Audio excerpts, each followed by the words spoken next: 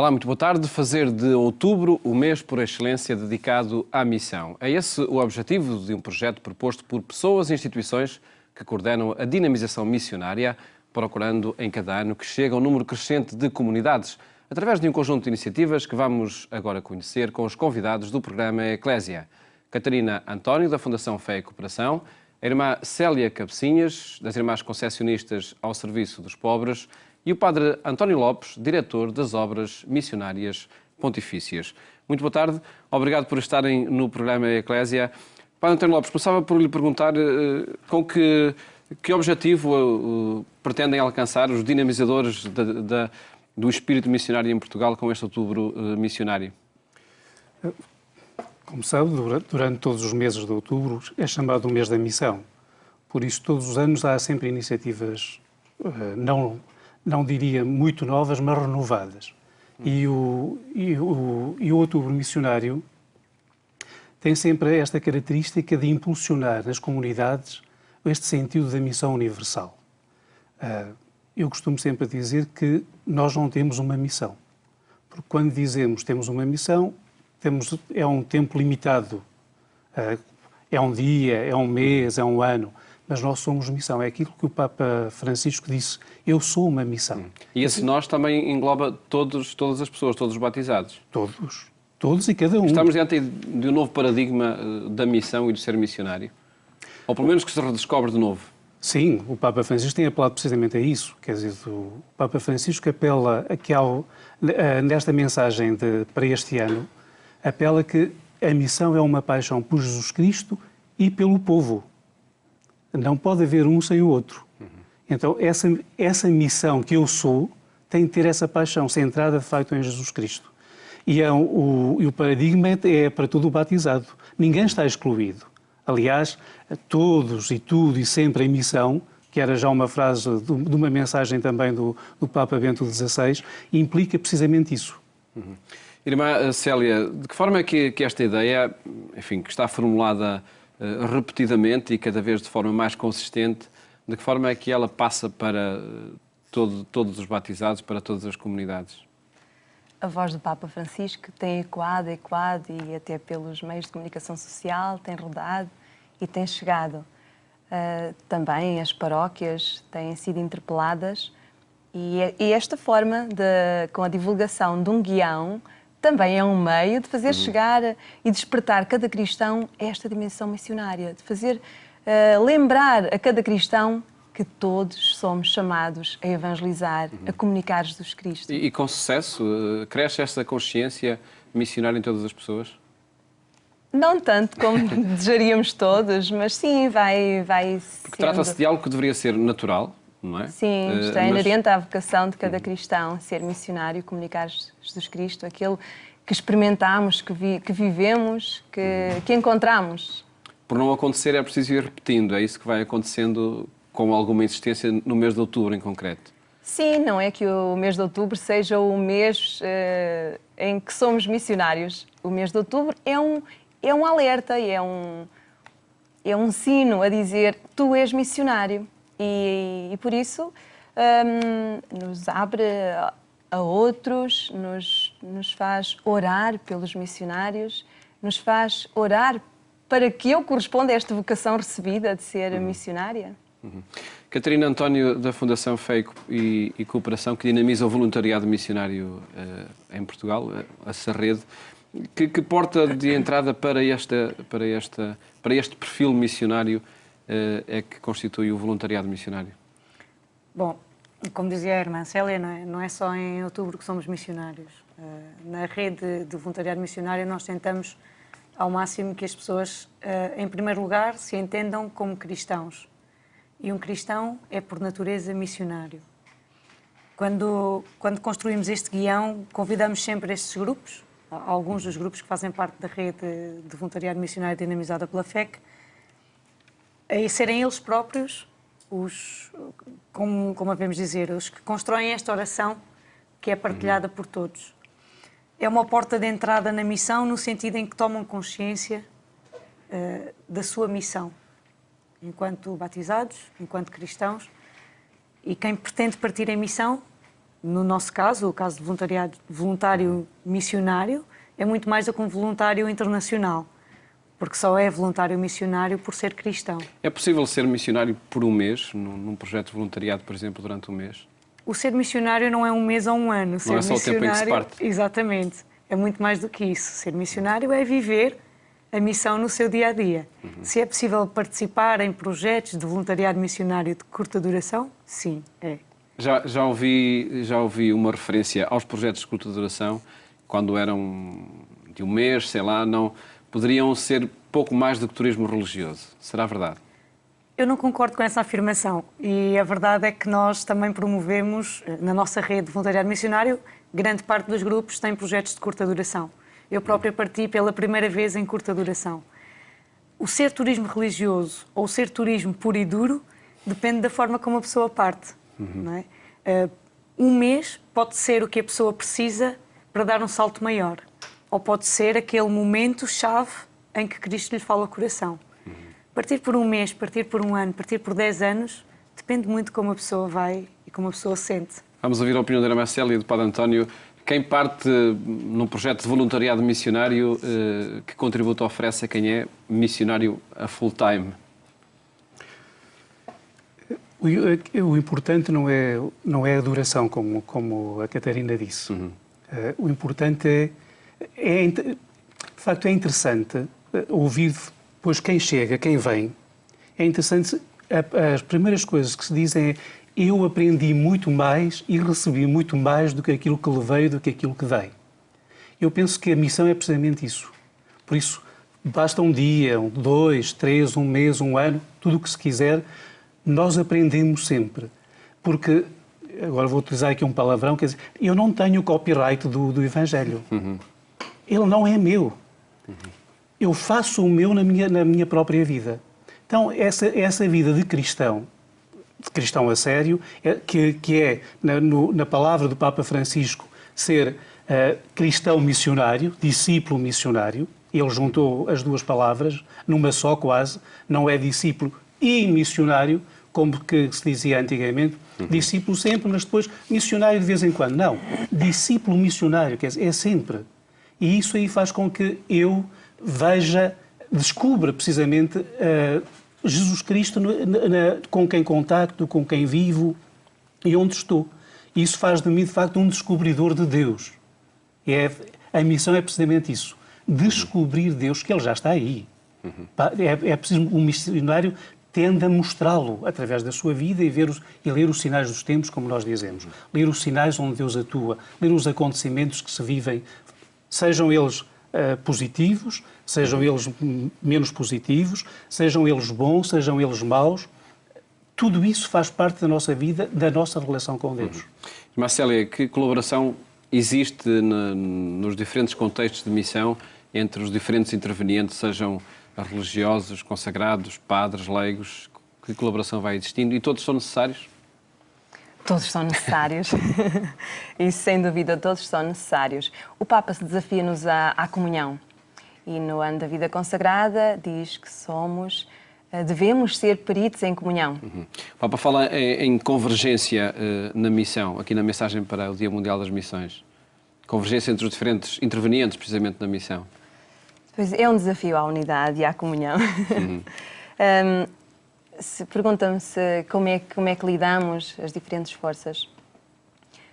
Naturalmente devíamos estar em comunhão, devíamos unir forças e estamos nesse caminho.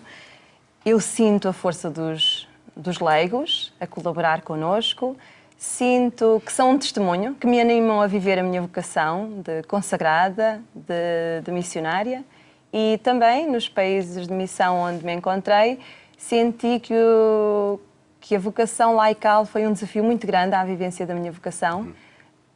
Quer em Moçambique, quer em Timor-Leste, conheci leigos que me fizeram sentir muito pequena, muito pouco missionária, porque foram um testemunho muito forte de fé, de anúncio,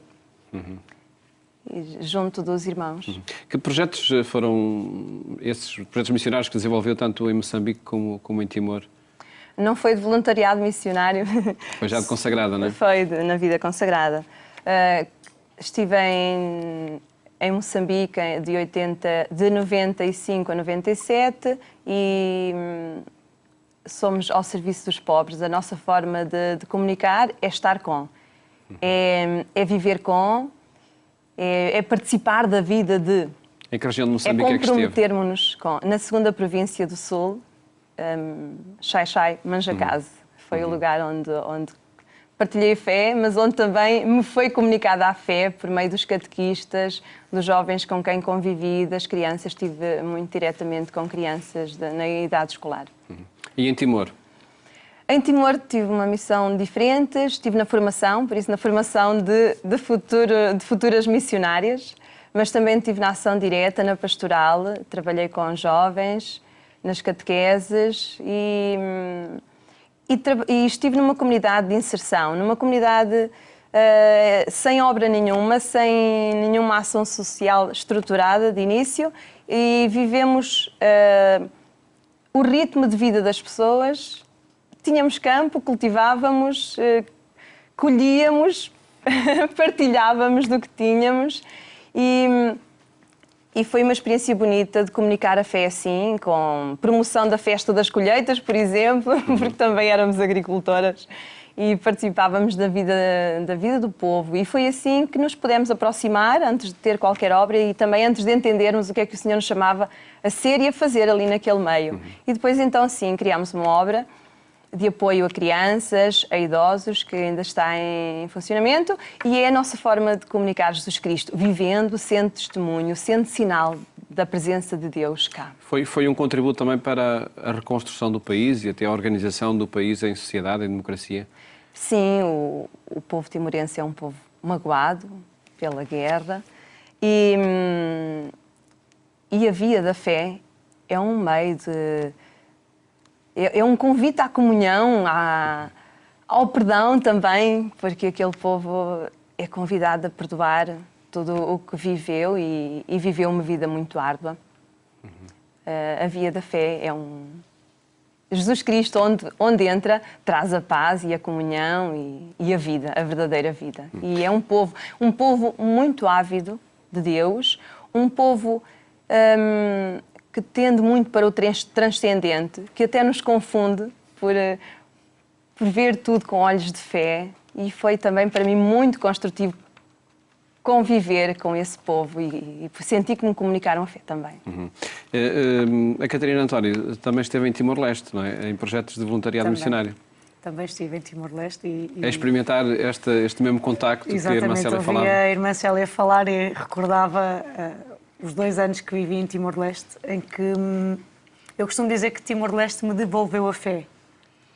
Porque nós em Portugal e no meu percurso pessoal, eu fiz todo aquele percurso cristão, catequese, os sacramentos, fui até o sacramento do crisma, e depois chegamos àquela fase em que, como agora o Papa Francisco pergunta onde é que estão os jovens na igreja, não é? Também passei essa fase. E, entretanto, fui desafiada a partir em missão e fui parar a Timor-Leste, um povo cuja cultura é muito diferente da nossa, a própria alimentação, e é um povo sofrido, como diz a irmã Célia. E redescobrir Deus no mais simples, eu aprendi com o povo em Timor-Leste. É um povo que, apesar de todas as dificuldades que tem, consegue sempre acolher-nos como se nada à sua volta importasse. Nós chegamos à casa de uma pessoa, às vezes nós mais feridos do que eles, e nós dizemos que vamos levar a palavra de Deus e que vamos visitar os doentes, e às vezes somos nós que somos evangelizados por eles, porque é um povo com uma força enorme e que nos transforma a nós enquanto pessoas, enquanto cristãos e enquanto seres humanos. É todo esse ambiente que faz a missão, acredito. No caso da experiência do Padre António Lopes, foi porque destinos andou? Eu estive no Togo, fui destinado ao Togo em 90, de 90 a 2006, por isso 16 anos estive no Togo. Foi uma experiência muito enriquecedora, ainda hoje eu acho que ainda hoje vivo disso, dessa riqueza que recebi. Mas a missão faz de facto, é um chegar a esse país, a essa missão, e é preciso despir-nos de nós próprios. Se nós queremos de facto entrar Eu acho que nunca foi tão verdade para mim, como missionário, aquela frase de Jesus a Nicodemos, não é? Tens de nascer de novo. E a missão é precisamente isso. É preciso nascer de novo. Despir-se de nós próprios para começarmos, de facto, a ganhar os aromas, os cheiros, os gostos daquela cultura com a qual vamos viver. Depois há uma outra fase, uma outra experiência da minha vida no Togo que me levou, de facto, a ver e a perceber precisamente isso na minha relação com Cristo. Aquilo que eu dizia há bocado, que eu não tenho copyright do Evangelho, é verdade, porque eu vivi precisamente isso. As realidades são diferentes. Então eu descubro Deus aí presente. Só um exemplo muito bonito. Nos meus primeiros tempos, eu cheguei ao Togo no dia 14 de fevereiro de 1990, isso é uma data até que guardo, e só comecei depois a minha ação pastoral em junho.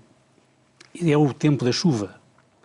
Então eu preparei muitíssimo bem para ir numa aldeia celebrar a Eucaristia, estar com eles.